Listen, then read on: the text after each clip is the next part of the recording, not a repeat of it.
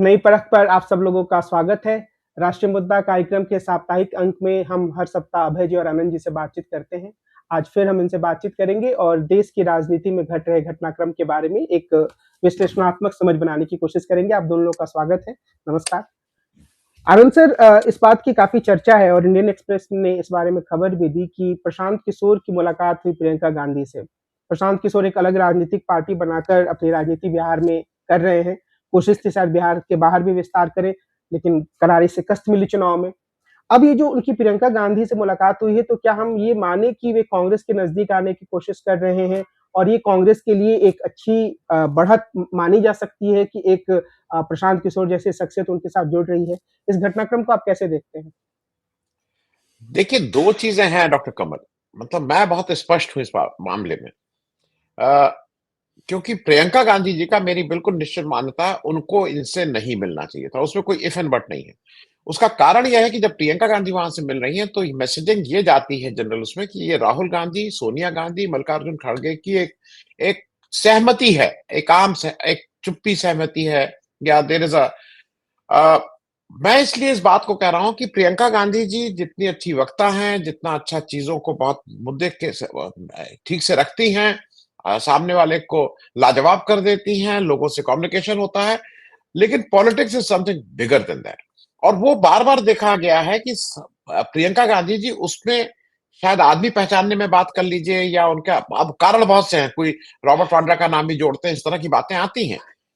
लेकिन जहां-जहां प्रियंका गांधी जी ने इस तरह की पॉलिटिक्स में लार्जर इश्यूज को एड्रेस करने की चीज की है, अभी तक तो बुरी तरह से, मतलब पूरा उन्होंने जो कांग्रेस का नीचे वाला है उसको ऐसी तैसी कर दी है। आप चाहे हिमाचल में देख लीजिए, राजीव शुक्ला को वहां भेज के जिस तरह से करीब करीब उन्होंने चले ही गए थे। उधर वो सचिन पायलट के साथ क्यों इतनी बातचीत करती थी कि वहां पे भी करीब करीब सरकार चली गई थी, और जो हुआ उससे कांग्रेस का नुकसान ही हुआ। आज की तारीख में कौन अच्छा था कौन बुरा था मैं उस पर नहीं जा रहा हूँ। पंजाब में नवजोत सिंह सिद्धू के साथ जो उन्होंने उनको किया, मतलब इन सब चीजों से कांग्रेस का क्या फायदा हुआ, मुझे एक जगह बता दीजिए। पप्पू यादव के साथ वो आ गए, उनको लगता है एक्चुअली वो कहीं ना कहीं अपनी एक ताकत वो भी बनाने की कोशिश करते हैं कि मैं भी हूं और मैं भी कुछ कर सकती हूँ। उत्तर प्रदेश में जिस तरह से मतलब मैं इसलिए इस बात को बार बार कहता हूं, मैं उत्तर प्रदेश से हूं। इनकी जो टीम आई थी उसने जिस तरह से कबाड़ा किया, आज तक किसी के पास कोई एक्सप्लेनेशन नहीं है कि उत्तर प्रदेश की हार की आज तक चर्चा नहीं हुई। आप 2022 में लड़की हूं लड़ सकती हूं के बाद क्या हुआ था वहां से पूरे, और मैं लखनऊ यूपी में बैठा हुआ हूं, पैसे की कहीं कोई कमी नहीं थी। बघेल जी ने पूरे थैली खोल दी थी। बघेल और उनके आदमी यहाँ पे 3-3 साल पहले से थे। लेकिन मेरा कहना है कि रणनीति में प्रियंका गांधी का जो हस्तक्षेप है वो बहुत अच्छा नहीं है। अब बात आ जाती है, आप जो कह रहे हैं कि प्रशांत किशोर के आने से फायदा क्या है। देखिए, दो चीजें हैं। प्रशांत किशोर मेरे हिसाब से वो बहुत अच्छे हो सकते हैं, मैं उस पर नहीं, लेकिन बहुत अनरिलायबल है। वो फ्रिकल मार्क, वो कहाँ कब रहेंगे भाई, वो कभी इधर जाते हैं कभी उधर जाते, कोई तो कहीं आप किसी के साथ टिकेंगे ना। अगर आप अपने को प्रोफेशनल कहते हैं जो, तो आप फिर आप बीजेपी से लेके लेफ्ट के भी वो करिए, ममता बनर्जी को भी सलाह दीजिए, कांग्रेस को भी दीजिए, विश्व हिंदू परिषद को भी दीजिए, मुस्लिम लीग को भी दीजिए। मुझे क्या, इफ यू अगर आप अपने को पोज कर रहे हैं एज अ प्रोफेशनल, लेकिन आप अपने को पॉलिटिकल पार्टी के रूप में किया, 3 साल आपने लगाए, आपने अपनी स्टेक्स बढ़ा दी थी, आपने बताया था कि मैं कहां से क्या कर दूंगा। मैं इसका मतलब वो इनकॉम्पिटेंट, वो नहीं कर सकते हैं। नेतागिरी दूसरी चीज है, एडवाइस देना दूसरी चीज है। दूसरा, कांग्रेस को जब उन्होंने छोड़ा था तो कितनी गाली देके छोड़ा था उन्होंने कांग्रेस को। जब बिहार इलेक्शन के समय राहुल गांधी स्पेशली को कितना टारगेट किया। मैं इसलिए इस बात को कह रहा हूं, कांग्रेस के बाकी कांग्रेसियों को छोड़ दीजिए, लेकिन मेरे हिसाब से प्रियंका गांधी को, और जो इमीडिएट कांग्रेस के जो लोग मतलब डिसीजन मेकिंग लेवल पे हैं, उनका एक क्राइटेरिया लिटमस टेस्ट होना चाहिए। वो व्यक्ति अगर अगर राहुल गांधी को लगातार गाली दे रहा है तो उससे तो बात नहीं होनी चाहिए। इसमें कहीं कोई और दूसरी आपका तात्कालिक क्या फायदा है क्या फायदा नहीं है, मैं उस पर नहीं जाना। वो इतने बड़े अगर 30 बार खा होते तो बिहार में क्या 238 सीट पे लड़े थे, 236 सीट पे जमानत जब्त थी। तो इसका मतलब जो आप कहते हैं ना कि मैं, भाई आपको याद है अगर 2022 में कांग्रेस से क्यों अलग हुए थे, उनका ये था ना कि एक एम्पावर्ड ग्रुप जो था वो उसका हिस्सा नहीं बनेंगे। उस एम्पावर्ड ग्रुप में 3-4 वरिष्ठ लोग थे, एंटनी थे या जो भी थे, वो चिदम्बरम साहब थे, इस तरह के थे, और उसका हिस्सा नहीं बनेंगे। उनका कहना यह था कि राहुल गांधी को प्रेसिडेंट को जो भी बनाना है बना दीजिए, ताकत मेरे पास रहेगी, मैं 3 चीजें मेरे मेरे जिम्मे करी, और ये सब ऑन रिकॉर्ड से, मैं अपने मन से नहीं कह रहा हूं। मैं कांग्रेस पार्टी किसको टिकट लड़ना है नहीं देना, टिकट मैं डिसाइड करूंगा। बहुत अच्छी बात। संगठन मैं डिसाइड करूंगा, और पैसा कैसे खर्च होगा ये मैं डिसाइड करूंगा। तो मतलब वहां पे राहुल गांधी घूम घूम के केवल ये जब बताएंगे कि यहां जाके प्रचार करो तो ये करेंगे, वो टीम मैन नहीं है। कांग्रेस कांग्रेस एक कांग्रेस इंडिविजुअल नहीं है। राहुल गांधी के सब कुछ करने के बाद भी वो ग्रुप ऑफ 24, ग्रुप ऑफ 25 जो भी था, वो कांग्रेस में बना हुआ है। कांग्रेस बीजेपी नहीं है, वो बाई नेचर भी बीजेपी नहीं, वो एक सामूहिक, एक समूह के नेतृत्व के साथ बात करती है। ये पीके वहां के लिए फिट नहीं है। और जब आप पीके को यहां लाते हैं, मैं अब एक आखिरी बात कह के खत्म करूंगा। अबे भाई, मैं बिल्कुल ठीक से मुझे याद है जब पीके आए 2022, और इन्होंने, मैं कम से कम दसियों ऐसी कंस्टिट्यूएंसीज को जानता हूं, एक कुछ कंस्टिट्यूएंसीज तो मैं बिल्कुल नाम से लोगों को जानता हूं। इन्होंने सबसे कहा कि आवेदन पत्र भराइए। अब आवेदन पत्र भर के कहा चले, अब आप अभय दुबे जी ने भी अपना आवेदन, मैं एमएलए का अब यहां लड़ना चाहता हूं, क्या क्या है। अब वहां पे एक 25-26 साल के आईआईएम के पास आउट बैठे। हाँ तो अभय, तो बताओ अभय तुम क्या करते हो। तो अभय जी आए, अभय जी ने कहा साहब मैं तो विश्वविद्यालय में पढ़ाता था, मैं ये सीएसडी। अच्छा तो और अभय, नहीं तो तुम क्यों जीतोगे अभय। तो अभय जी के लिए ये जीवन का शौक था। यहाँ उनको प्रोफेसर साहब, प्रोफेसर साहब, डॉक्टर साहब, डॉक्टर साहब, अरे बड़े अच्छे वो, और वहां पे जाते और क्या, नहीं तो तुम जीतो, वो ठीक है, वो तुम पढ़ाते हो, तुम जीतोगे कैसे, तुम्हारा जात क्या है, तो तुम्हारे, ये सब बेहूदी बातें जो होती हैं, ये मैं अभी भी मानता हूं, मैं अभी भी मानता हूं। खास करके हिंदी हार्टलैंड की पॉलिटिक्स इस तरह के बदतमीजी के साथ नहीं चलती। आप जितने भी प्रोफेशनल कर लीजिए, it doesn't run like that. दुनिया में आज की तारीख में वर्ल्ड बैंक उनको हमारे हिसाब से, हमारे मिजाज के हिसाब से, तो ये जो प्रशांत किशोर का एक्सपेरिमेंट करने जा रहा है उत्तर प्रदेश और वेस्ट बंगाल की बात चल रही है, मेरे हिसाब से बिल्कुल आत्मघाती खत्म होगा। और प्रियंका गांधी ने अगर उनसे मिली है तो उन्होंने कांग्रेस का नुकसान किया है, उससे कांग्रेस का फायदा तो नहीं हुआ है। डॉक्टर कमल।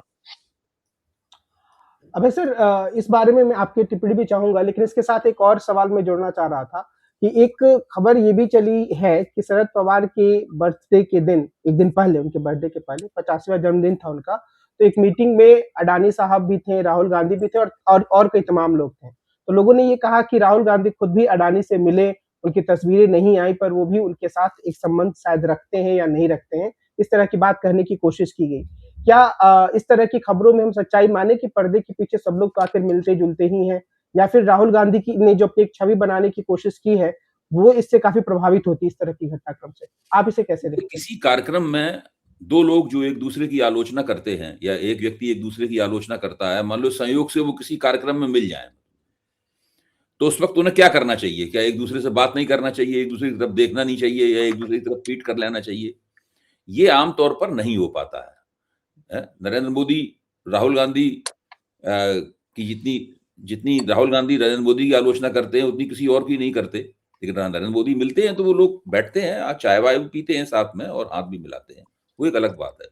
देखना हम लोगों को इस मुलाकात के ऊपर कोई राय बनाने से पहले हम लोगों को देखना चाहिए क्या राहुल गांधी अदानी के ऊपर सॉफ्ट हो रहे हैं या कांग्रेस अदानी के ऊपर सॉफ्ट हो रही है। अभी जब नरेंद्र मोदी संसद का सत्र छोड़कर इथियोपिया की यात्रा पर निकल गए, तो फिर कांग्रेस के हैंडल से उनके बारे में क्या प्रकाशित हुआ, क्या पब्लिश किया गया? कांग्रेस के हैंडल तुरंत पब्लिश किया गया, क्योंकि अदानी का स्वार्थ इथियोपिया की सोने की खानों में है, इसलिए नरेंद्र मोदी उनको वो ठेका दिलाने, वो कॉन्ट्रैक्ट दिलाने के लिए इथियोपिया गए, उन्हें संसद के सत्र की कोई परवाह नहीं की।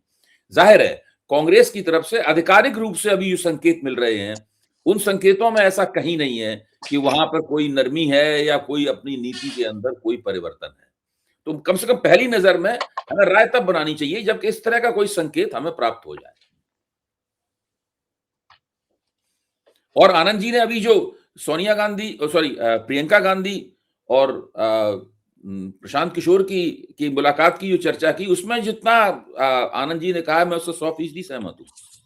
दूसरे, प्रशांत जी को भी ये सोचना चाहिए कि वो बिहार में राजनीतिक दल बनाकर चुनाव लड़े हैं और साथ में चुनाव में हारने के बाद उन्होंने वायदा किया है कि वो टिके रहेंगे, लोगों के लिए संघर्ष करेंगे और आगे भी इसी तरीके से लड़ेंगे। अब अगर इस बीच में वो दूसरे प्रदेशों में उन्हीं पार्टियों के साथ में मिलकर काम करेंगे जिन पार्टियों का वहां पे विरोध कर रहे हैं, वहां राजनीतिक प्रतियोगिता कर रहे हैं, तो उससे उनके पूरे प्रोजेक्ट की, पूरी राजनीति की गंभीरता पर सवालिया निशान लगता है। उनको भी सोचना चाहिए। और प्रियंका गांधी की जो उन्होंने कहा उनको इंसान की पहचान नहीं है, एक रणनीतिकार के तौर पर उन्होंने कांग्रेस को नुकसान पहुंचाया है, ये बिल्कुल ठीक बात है। हम लोग लंबे अरसे से इस बात को रेखांकित करते रहे। जी। मैं डॉक्टर कमल नहीं, मैं राहुल गांधी की विजिट पे मैं एक इसलिए कर दूं क्योंकि वो एक बीजेपी की तरफ से सोची समझी रणनीति के तहत उस नैरेटिव को सेट किया जा रहा है। रणनीति ये बताई जा रही है कि शरद पवार के यहाँ वो जो वहां तेलंगाना के चीफ मिनिस्टर हैं रेवंत रेड्डी, वो उन्होंने ये मीटिंग कराई। कुछ इस तरह का एक बिना कहे वो हो रहा है, कोई फोटो नहीं है, लेकिन जैसा लोग बता रहे हैं उनका ये मीटिंग नहीं थी, बर्थडे सेलिब्रेशन था, पहली चीज। दूसरी चीज, वहां पे अडानी जो अच्छा अडानी से कोई शरद पवार छुप के मिलते हैं, अडानी से वो खुलेआम मिलते हैं, उनके दोस्त हैं, उनकी ऑटोबायोग्राफी में उनका जिक्र है। वो 3-3 घंटा, जब ये क्राइसिस थी अभी इंडिया गठबंधन बनने के बाद, 3-3 4-4 घंटा अडानी ने बाहर निकल के कहा कि हम लोग पॉलिटिकल बात किए, उन्होंने डिनाई नहीं किया। अगर आपको याद हो, जब महाराष्ट्र की सरकार बनी थी तो अडानी के ही गेस्ट हाउस में वो सारी चीजें हुई थी, ये ऑन रिकॉर्ड्स हैं ये बातें। तो जहां तक शरद पवार और अडानी के संबंध की बात है, उन्होंने कभी इसको छुपा के नहीं कहा है। मैं इसको इसलिए कह रहा हूं कि ये आवश्यक है लोगों का समझना। तो वहां अगर शरद पवार का 50वां वो बन रहा है और जहां पे अजीत पवार भी आएंगे, वहां पे मानी हुई बात है कि अडानी आएंगे। लेकिन राहुल गांधी की दृष्टि से आज वो इंडिया लीडर ऑफ ऑपोजिशन भी है, वो कांग्रेस के सिर्फ नेता नहीं है ना। ये अगर एज लीडर ऑफ ऑपोजिशन जिस इंडिया गठबंधन का सबसे वयोवृद्ध और सबसे सीजन और सबसे सीनियर, हम लोग उनकी पॉलिसी को माने ना माने वो एक अलग विषय है, का अगर जन्मदिन है तो आप उसको अवॉइड नहीं कर सकते, जाना तो पड़ेगा आपको। वो वहां जाते हैं, जैसा बताया जा रहा है कि अडानी जी उधर से आए, ही मतलब उन्होंने ही गेव हिज हैंड। अगर कोई हाथ मिलाने के लिए बढ़ाएगा तो मैं जितना राहुल गांधी को, जितना हम सब लोग जानते हैं, इस चीज से जानते हैं, उनका जो व्यवहार है वो हाथ मिला लेंगे। वो फिर मैं कहूंगा, अभय जी ने कहा वो मोदी नहीं है कि अडवाणी जी ऐसे ऐसे करते रह जाओ, वो बिना उनको नमस्ते किए चले जाए। वो मोदी नहीं है। उनको अगर कल के दिन वो देखिए, आपको कुछ चीजें समझनी होंगी। मानवीय दृष्टि से ये बहुत आसान चीज नहीं होती है। अगर राजीव गांधी के हत्यारों को वो परिवार कहता है कि नहीं, इनको छोड़ दिया जाए, ये साधारण बात नहीं है। उससे कोई वोट का फर्क नहीं पड़ रहा था। तमिलनाडु में कांग्रेस की सरकार अगले 25 साल नहीं बनेगी, लेकिन मेरा कहना है ये आपको उसके मानवीय पहलू को देखना है।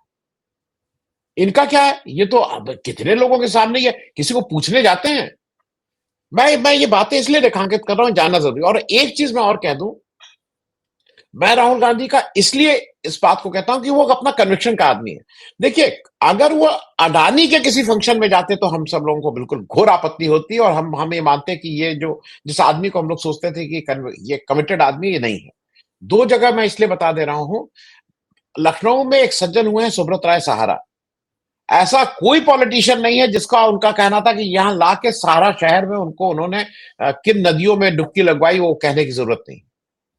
There were only 2 Indian politicians, Sonia Gandhi and Rahul Gandhi, जिनको वो नहीं ला पाए। उन्होंने हिंदुस्तान का कोई ऐसा राजनीतिक वो नेता नहीं है जिसको सहारा में लाके वो क्या क्या डुबकी करवाते थे, कौन कौन सा स्नान करवाते थे, सबने देखा। सर, लेफ्ट के नेता तो बचे रहे होंगे, सीपीएम सीपीआई के नेता भी नहीं आए होंगे। मैं उनके नाम ले लूंगा अभी, चूंकि मेरे पास नहीं। और लेफ्ट के नेता इस समय देश की राजनीति को इतना प्रभावित करने वाले नहीं है, लेकिन मैं लार्जर, क्योंकि वो जो देखिए, लेफ्ट सुब्रत राय के लिए लेफ्ट क्यों वो करते, सुब्रत राय ये लोग बहुत लेफ्ट का कहीं कोई सेंटर में स्टेक है। देखिए, ये सब लोग, उनका महाराष्ट्र में स्टेक है, जहां जहां इनके बिजनेस है। सुब्रत राय सहारा बिल्कुल क्लियर है।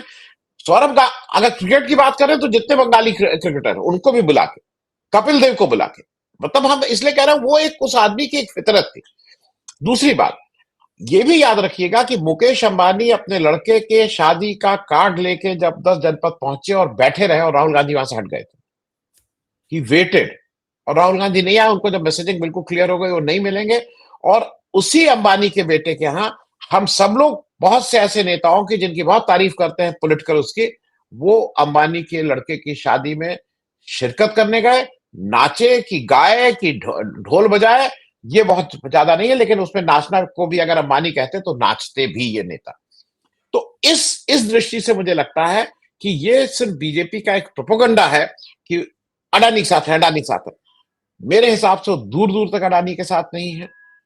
जो रेवंत रेड्डी की बात बार बार हो रही है, रेवंत रेड्डी ने वो पैसा वापस किया था जब राहुल गांधी ने कहा था, उन्होंने अब स्वतः किया था। तो मेरे हिसाब से इस बात में कोई दम नहीं है। डॉक्टर कमल। अबे सर, जो कांग्रेस की रैली हुई 14 दिसंबर को, माना गया कि काफी प्रभावपूर्ण रैली थी। आज मैं वंदिता मिश्रा का इंडियन एक्सप्रेस में एक लेख देख रहा था और बहुत सारे लोग इस चीज को बोलते हैं कि वोट चोरी पर इतना ज्यादा कांग्रेस जोर दे रही है कि बाकी सारे मुद्दे जो है जिस पर नरेंद्र मोदी सरकार को घिरा जा सकता है, वो थोड़ा पीछे छूट रहा है। क्या आप इस तरह की आलोचना से सहमत हैं? आप उस पूरी रैली को कैसे देखते हैं? अब वंदिता जी ने लेख लिखा है, मैंने भी पढ़ा सवेरे में। मैं ये जानना चाहता हूं कि वो कौन सा मुद्दा है जिसके ऊपर आज तक नरेंद्र मोदी की सरकार को घेरने की कोशिश नहीं की गई। क्या बेरोजगारी के मुद्दे पर नरेंद्र मोदी की सरकार को घेरने की कोशिश नहीं की गई? क्या महंगाई के मुद्दे पर नरेंद्र मोदी की सरकार को घेरने की कोशिश नहीं की गई? क्या इलेक्टोरल बॉन्ड के मुद्दे पर घेरने की कोशिश नहीं की गई? क्या ऑपरेशन सिंदूर में सरकार ने जो गफलतें की उनमें घेरने की कोशिश नहीं की गई? क्या ट्रंप के सवाल पे उनको घेरने की कोशिश नहीं की गई? क्या रुपए के गिरने के सवाल पे उनको घेरने की कोशिश नहीं की गई? और भी कई मुद्दे मैं इतने गिना दिए, आप भी चाहे इसमें 4-5 जोड़ दीजिए। हर मुद्दे पे उनको घेरने की कोशिश की जा चुकी है। सभी मुद्दे महत्वपूर्ण है। कौन सी पार्टी, कौन सी विरोधी पार्टी, कौन सी विरोधी नेता इन मुद्दों को मुद्दा नहीं मानता है? लेकिन मैं ये मानता हूं निजी तौर पर, आप लोगों की अलग राय हो सकती है, मेरा मानना है कि इस वक्त देश में भारतीय जनता पार्टी चुनाव आयोग के साथ में साठगांठ करके परमानेंट मेजॉरिटी प्राप्त करने का एक उपकरण बना रही है। उस उपकरण का नाम है मतदाता सूची और उसकी एसआईआर। अगर उसने इस एपरेटस को परफेक्ट कर लिया और उसका विरोध नहीं हुआ, जनता में उसके खिलाफ जनजागरण नहीं हुआ, तो ये सारे मुद्दे धरे रह जाएंगे। भाजपा बैठ के तय करेगी कि कौन जीतेगा, कौन हारेगा, और कौन कितने वोटों से जीतेगा, कितने वोटों से हारेगा। और कभी कभी वो ये भी तय किया करेगी रणनीतिक रूप से, चलिए ये चुनाव हम हार जाते हैं, या इस चुनाव में हम इतनी सीटें प्राप्त करेंगे, इससे ज्यादा नहीं प्राप्त करेंगे। भाजपा इस एपरेटस को इस तरीके से बना रही है, इसके लिए अंग्रेजी में बड़ी अच्छी भाषा है, लेकिन हम लोग यहाँ हिंदी में बातचीत कर रहे हैं। इस तरीके से बना रही है कि ये न केवल भारत में बल्कि दुनिया के किसी लोकतंत्र में कभी भी नहीं हुआ है इस तरह का। ऊपर से दिखने में आपको ये निर्वाचन आधारित लोकतंत्र बना रहेगा, लेकिन उसमें एक पार्टी का ही शासन, वन पार्टी रूल कायम हो जाएगा। और जब ये कहा जाएगा कि ये वन पार्टी रूल है, तो आपको मजाक उड़ाया जाएगा कि और पार्टियां भी तो चुनाव लड़ती हैं, भाई नहीं जीतती तो उसमें भाजपा की क्या गलती है? आप देखिए, जब संसद में राहुल गांधी ने सवाल उठाया कि भाई आपने सारे इंस्टीट्यूशंस को, सारी संस्थाओं को कैप्चर कर लिया है, तो अमित शाह ने उसका क्या जवाब दिया? अमित शाह ने इस कैप्चर वाले मुद्दे का कोई जवाब नहीं दिया। जहां तक मुझे याद है वो मुख्य तौर पे यही कहते रहे कि भाई ये जो सीसीटीवी है, ये कोई सीसीटीवी संविधान, ये कोई संविधान सम्मत डेटा तो है नहीं जिसको सुरक्षित रखा जाए, वगैरह वगैरह। उन्होंने तकनीकी रूप से उन चीजों का जवाब देने की कोशिश की। राहुल गांधी का हमला ये था कि इसकी पॉलिटिक्स क्या है, ये जो पूरा प्रोजेक्ट है राष्ट्रीय स्वयंसेवक संघ का और भारतीय जनता पार्टी का प्रोजेक्ट है, इसकी पीछे राजनीति क्या है, इसके पीछे मंशा क्या है? देखिए, 100 साल तक हमने काम किया, 11 साल से भाजपा की सरकार है, इसके बावजूद भी 31% से 37% के बीच हिंदू एकता हो पाई है। और आखिरकार उसके खिलाफ जो एकता हुई, यानी इंडिया गठबंधन की या पीडीए की, जो भी आप एकता कहें, उसके बाद बहुमत भी नहीं रह गया उनके पास। भाई तकनीकी रूप से भाजपा के वोट कोई खास कम नहीं हुए 2024 में। मोटे तौर पर देश में थोड़े बहुत अंतर के साथ उतना ही वोट मिले, लेकिन सीटें काफी घट गई।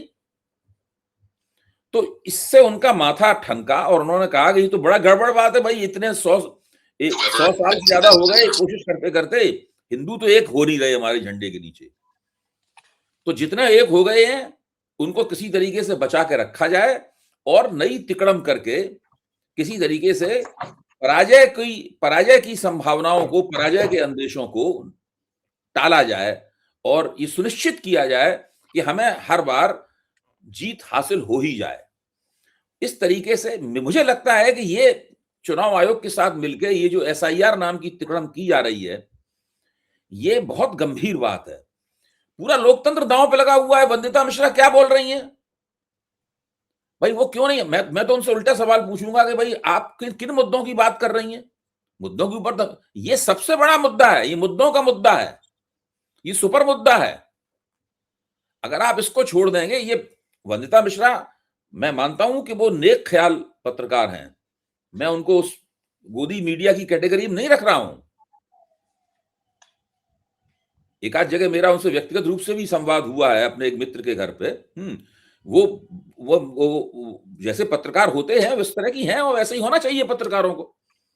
लेकिन उनका ये जो विचार है कि मुद्दों पे बात करो, ये बहुत ही घिसा पिटा आइडिया है। भाई मुद्दों पे बात करो, मुद्दों पे तो बातचीत होती रहती है। नया मुद्दा कौन सा बन रहा है? साथ में वो ये भी मानती हैं कि जब रैली हो रही थी तो उस वक्त कांग्रेस बड़ी उत्साह में थी और बड़ी जबरदस्त एकता वहां दिखाई पड़ रही थी कांग्रेस की, और इसको वो आयरॉनिकल कह रही हैं। इस बात को वो आयरॉनिकल कह रही हैं। तो मेरा मानना यह है कि नेक ख्याल पत्रकारों को भी अपने विश्लेषण पर पुनर्विचार करना चाहिए। मैं भी तैयार हूं अपने विश्लेषण पर पुनर्विचार करने के लिए। और ये जो वोट चोरी का मुद्दा है, ये ऐसा मुद्दा नहीं है कि आप किसी राज्य में पहुंच जाएं कि वोट चोरी के सवाल पे वोट पड़ेगा। इस बार वोट चोरी का मुद्दा रेफरेंडम वाला मुद्दा नहीं है, न बिहार में उसको रेफरेंडम के लिए पेश किया गया, और न ही ये मुद्दा अभी इस स्थिति में आ पाया है कि इसको सारे देश में विपक्ष इस तरह पेश करे कि वोट चोरी हो रही है, इसके खिलाफ या पक्ष में वोट दीजिए। ऐसा कोई प्रस्ताव नहीं रखा गया है जनता के सामने।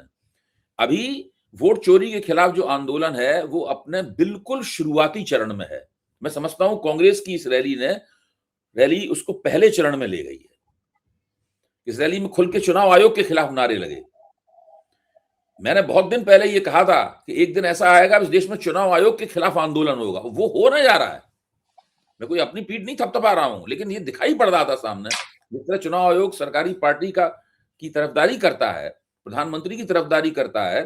देखिए, पिछले चुनाव आयोगों ने भी कभी प्रधानमंत्री से कोई जवाब तलब नहीं किया। प्रधानमंत्री एक ऐसा पद है, इस पर चुनाव आयोग मानता है कि इनका लिहाज किया जाना चाहिए इस पद पर बैठे व्यक्ति का। तो अगर वो कुछ उल्टी सीधी बात बोल भी देता, चुनाव आयोग ने कभी प्रधानमंत्रियों को नोटिस नहीं दिया। शेषन ने भी प्रधानमंत्री को नोटिस नहीं दिया था। किसी भी बड़े चुनाव आयुक्त ने। मैं इस बात को मान सकता हूं, मैं भी इस बात का लिहाज करता हूं कि प्राइम मिनिस्टर को आप एक साधारण उम्मीदवार की तरह या किसी छुटवैये नेता की तरह प्रधानमंत्री के साथ चुनाव आयोग को सलूक नहीं करना चाहिए। ये बात सही है। लेकिन जब प्रधानमंत्री खुलेआम सांप्रदायिक मुहिम चला रहा है, प्रधानमंत्री खुलेआम मुसलमानी बोल रहा है लगातार, पूरा चुनावी मुहिम प्रधानमंत्री की सुविधा के लिए बनाई जाती है, और फिर ये सब तो छोड़ दीजिए बात। अब तो नौबत ये आ गई कि सरकारी पार्टी लगातार सत्ता में बनी रहे, इसलिए वोटर लिस्टें बनाई जा रही हैं, और सरकारी पार्टी के भीतर जो अंतर्विरोध है वो भी उसी तरीके से हार होंगे। अब योगी आदित्यनाथ ने क्या कहा है अपने भाषण में कि भाई 4 करोड़ वोट काट दिए गए, और ये 4 करोड़ वोटों में 80-90% हमारे वोट हैं। इसका मतलब यह है कि उनको भी लग रहा है कि एसआईआर के जरिए उनके साथ भी हिसाब उत्तर प्रदेश में साफ किया जाएगा। कम से कम संकेत तो इसी तरह के मिल रहे हैं। तो ये बहुत महत्वपूर्ण बात है, बहुत बड़ा मुद्दा है। सब नेता इसी पे बोल रहे हैं, पक्ष और विपक्ष के, लेकिन वंदिता मिश्रा कह रही हैं कि महंगाई और बेरोजगारी पे बात करो। जी आनंद सर, जो अभय सर ने आखिर में कहा कि योगी आदित्यनाथ ने कहा है कि हमारे वोटर्स के नाम कटे हैं, तो अखिलेश यादव ने भी इस संदर्भ में बयान दिया है कि हर कॉन्स्टिट्यूएंसी में तकरीबन 84,000 वोट भाजपा के कम हो रहे हैं। तो क्या अखिलेश यादव भाजपा को दबाव में लाने की कोशिश कर रहे हैं? इसमें कुछ तथ्य भी आप देखते हैं? नहीं, देखिए, ऐसा है कि ये जो अभी एसआईआर का जो फर्स्ट राउंड हुआ है उसमें लेके उत्तर प्रदेश में लेके काफी अटकलें हैं। अटकलें ये हैं कि जो पहले जिन जिलों में 5-6 जिलों में जो पूरी हो गई थी एसआईआर, उसके आंकड़े आ गए हैं, और उसके आंकड़े के अनुसार मोटे तौर पे ये मैं एक मोटी बात कर रहा हूँ, करीब ये माना जा रहा है कि 20% लोगों के वोट कट रहे हैं। वो बोल रहे हैं एब्सेंट, डिस्प्लेस, क्या है, 4 कैटेगरीज में वो डुप्लीकेट, एब्सेंट, नॉट फाउंड, कुछ इस तरह से उनका 4 कैटेगरीज में लोगों के वोट काट रहा है और उसका कुल जमा करीब 20% आ रहा है। कैटेगरी वाइज है, 10% इसमें है, इसमें से। तो अगर 20 उत्तर प्रदेश में अगर आप 20%, 15 करोड़ करीब वोटर हैं, अगर 20% काट देंगे तो वो 3 करोड़ वोटर होते हैं। 3 करोड़ एक बड़ी आबादी है। 400, इसीलिए वो जो 403 जो कंस्टिट्यूंसीज हैं, उसीलिए वो अखिलेश यादव सब लोग कह रहे हैं 80,000 वोट कट जाएंगे। दोनों की अलग अलग चिंताएं हैं। अखिलेश यादव की चिंता यह है कि ये टारगेट करके काट रहे हैं। बीजेपी की एक दूसरी चिंता है, और मैं ये मान रहा हूं कि वो बेईमानी होगी, उसको कोई रोक नहीं सकता। बीजेपी की चिंता यह है कि जो गांव के परिवेश में रहने वाला व्यक्ति है, 2 चुनाव होते हैं। जैसे आपने अगर अभी केरल में देखा, एक लोकल बॉडीज का चुनाव बोला जाता है और एक अपना विधानसभा और लोकसभा होता है। लोकल बॉडीज में भी 2 चुनाव हैं, एक ग्रामीण क्षेत्र का होता है, एक शहरी क्षेत्र का होता है। ग्रामीण क्षेत्र में जो हमारा पंचायती सिस्टम है वो 3 टियर होता है, जिला, ब्लॉक और ग्राम। और जो शहरी क्षेत्र माने जाते हैं, जिसमें municipal corporation, town area, municipality, नगर पालिका, नगर महापालिका, ये सब आता है। जैसे केरल में 6 नगर पालिका है, बंबई में तो बॉम्बे म्युनिसिपल कॉर्पोरेशन का भयंकर इलेक्शन होता है, वो तो एक स्टेट जैसा इलेक्शन। अब बीजेपी की दिक्कत क्या हो रही है कि जो लोग गांव में रहते हैं, और आप और हम भी उससे अछूते नहीं हैं, तो आपका जो भी गांव हो, उसके पास शहर आ गए, मतलब उसके कस्बे हो गए हैं, जो धीरे धीरे अब कहीं म्युनिसिपैलिटी बन गई है, तो कहीं टाउन एरिया बन गया, और वहां पे सभासद होते हैं, वहां पे ग्राम प्रधान नहीं होता है। तो ऐसी तमाम लोग हैं जो अपने गांव के आसपास उनकी नौकरी रहती है। अगल बगल के जिले में, मैं कह रहा हूं छोटी मोटी नौकरी, कोई शुगर मिल में काम कर रहा है, कोई कहीं कर रहा है, वो दोनों वोटर आइडेंटिटी रखते हैं। वो शहर की भी वोटर आइडेंटिटी रखते हैं और वो गांव की भी रखते हैं। गांव में इसलिए उनके लिए जरूरी होता है कि वो प्रधानी वाला चीज उनके लिए इसलिए जरूरी है कि उससे, प्रधानी से उनके घर की बहुत सी चीजें चलती हैं। मैं उसकी डिटेल्स में नहीं जा रहा हूं। अभी क्या हो रहा है कि जब ये हो रहा है कि यहां या वहां, तो ये सारे लोग गांव के वोट अपने रिटेन कर रहे हैं, यहां का कटवा रहे हैं। गांव का वोट रिटेन करना इसलिए जरूरी है, जो भी हम आप सब लोग ग्रामीण उससे जानते हैं, आपकी जो बेसिक जायदाद है, वो चाहे 100 मीटर हो, वो ज्वाइंट होती है। पिताजी अभी जिंदा हैं, आप 3 लोग हैं, पिताजी 2 भाई हैं, तो हर एक को लगता है भैया ये अपना तो हिस्सा है ना इसमें। आपको डर ये लगता है कि अगर मैंने वहां से अपना वोटर वो भी कटवा लिया तो मेरा हिस्सा ही नहीं रह जाएगा। ये तमाम चीजें हैं जो भी कोई गांव का तो इसलिए उत्तर प्रदेश में जो सबसे बड़ी दिक्कत ये हो रही है कि लोग अपना शहरी क्षेत्र का वोट छोड़ रहे हैं और ग्रामीण क्षेत्र में जा रहे हैं। बीजेपी की दिक्कत ये सबसे बड़ी हो रही है कि शहरी क्षेत्र में जो उसके म्युनिसिपल कॉर्पोरेशन, म्युनिसिपल में जो सभासद जीत के आती है, सारी म्युनिसिपलिटी जीत गई, सारे, वहां पे अगर ये लोगों का पलायन हो गया तो वह अजीब सी स्थिति में आ जाएगी, क्योंकि ये वोटर तो उसी के वोटर होते हैं। तो बीजेपी चाहती यह है कि जब अब नगर इस लोकल बॉडीज के इलेक्शन होने हैं अगले 3-4 महीने में, लोकल बॉडीज का इलेक्शन बीजेपी चाहती है पुरानी उससे हो, लिस्ट से। और ये वाले जो 2026 में 27 में जो इलेक्शन होते हैं, नई वाली लिस्ट से हो। अब इसको लेके मेरे ख्याल में कोर्ट क्या रवैया अपनाता है, देखने वाली बात होगी। आर्गुमेंट के लिए कुछ लोग कहते हैं कि साहब वो वोटर लिस्ट अलग होती है, ये वोटर लिस्ट अलग होती है, बिल्कुल बेहुदी बात है। अरे आप अगर वोटर है तो 2 वोटर लिस्ट आप क्यों कर रहे हैं? आप एक तरफ कह रहे हैं वन नेशन वन इलेक्शन, तो वोटर लिस्ट तो एक करिए। तो मेरे हिसाब से ये दोनों का अलग अलग वो है। और वोटर लिस्ट को लेके बहुत सी भ्रांतियां हैं, दिक्कतें हैं। एसआईआर का फॉर्म भरना बहुत आसान नहीं है। मेरे घर में जो अभी एक बच्ची काम करती है, वो उसको भी कल पूरे दिन छुट्टी लेके वो जाएगी, अपना एसआईआर फॉर्म भरना है, क्योंकि वो एक लंबी प्रक्रिया है। डॉक्टर कमल। आनंद सर, नितिन नवीन जी को भाजपा का कार्यकारी अध्यक्ष बनाया गया है। आप इस फैसले को कैसे देखते हैं? क्या हम ये माने कि राष्ट्रीय स्वयंसेवक संघ, नरेंद्र मोदी, अमित शाह तीनों ने मिलजुल कर ये फैसला लिया है, या इसमें कुछ कॉन्ट्राडिक्शन, कुछ अंतर विरोध भी आप देखते हैं? नहीं, अब वो जो बहुत साल पहले अरे उनका नाम, जब उन्होंने अटल बिहारी वाजपेयी को कहा था कि मुखौटा है, तो किसी मुखौटे को बिठा देना था। गोविंदाचार्य। Nothing more. गोविंदाचार्य। तो गोविंदाचार्य जी ने जो बात कही थी वो आज भी उसी तरह से लागू होती है, किसी मुखौटे को बिठाना था। मुझे जो थोड़ा ताज्जुब हुआ जब, क्योंकि नड्डा जी क्या है, बीजेपी ने 2 चीजें चेंज की हैं, और जो मुझे लगता है, मुझे उसी पे ताज्जुब है। एक चीज चेंज नहीं की, एक चीज चेंज की। बीजेपी में पहले या किसी भी जगह संगठन अलग होता था और सरकार अलग होती थी। मंत्री लोग संगठन में नहीं आते थे। लेकिन अब बीजेपी ने इसको मास्टर कर लिया है कि मंत्री रह के संगठन में अंदर डालो, क्योंकि उससे घूमने फिरने में आसानी रहती है। उसका प्रोटोकॉल, उसके बहुत से खर्चे, उसका वो सब उसमें कवर हो जाता है। तो मेरे हिसाब से जैसे पंकज चौधरी यहाँ पे आ गए हैं। एक इंटरेस्टिंग बात उत्तर प्रदेश के रेफरेंस में बता दूं, अभय जी से उससे राय भी ले लूं। हमारे जो उत्तर प्रदेश के चीफ मिनिस्टर हैं योगी जी, वो भी बहुत हिंदी नाम रखने में बिल्कुल हैं। गोरखपुर में कलीनगर है, उसका नाम उन्होंने आर्या नगर कर दिया। मुगल सराय को दीनदयाल उपाध्याय रेलवे स्टेशन कुछ कर दिया। जो पंकज चौधरी हैं, इनका जो जो जो जहां से ये आए हैं और जो इनका मतलब इनका फैमिली बिजनेस है और जहां से जिसके ये सीईओ हैं और जहां से सारा पैसा आता है, उस तेल का काम नाम है राहत रूह। ये राहत रूह तेल के मालिक हैं।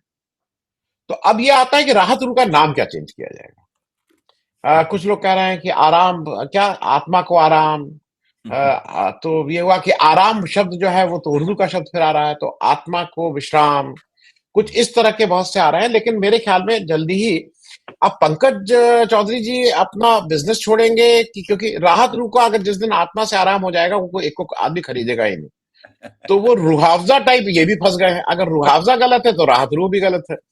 तो ये भी एक देखने की इंटरेस्टिंग बात होगी कि राहत रूह या उसको क्या बोलते हैं, आराम, आत्मा को आराम, कुछ इस तरह के तेल की बात आती है। मैं सिर्फ इसलिए कह रहा हूं, ये सब लोग केवल मुखौटे और कठपुतली हैं। ताकत अमित शाह के हाथ में है।